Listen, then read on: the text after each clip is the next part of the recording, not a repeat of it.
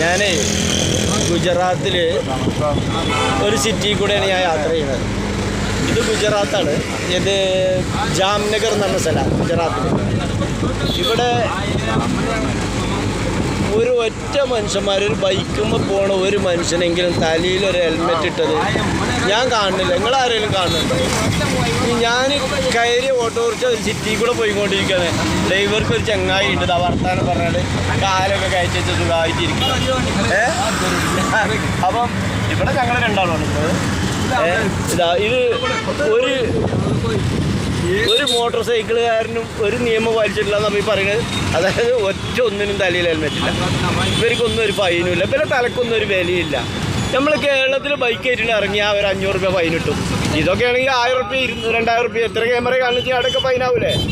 ഇഷ്ടം പോലെ ഉണ്ടാവും. ഇവിടെ എന്താ ഗുജറാത്തിലൊരു നിയമം, നമ്മൾ കേരളത്തിൽ വേറൊരു നിയമം. നമ്മളെ തലക്കൊക്കെ ഭയങ്കര വിലയാണ്.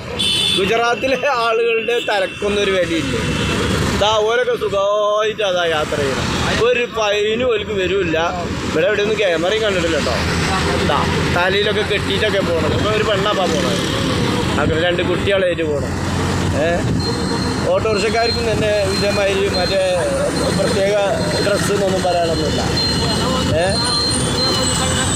നമ്മളെ തലക്ക് ഭയങ്കര വിലയാണ്.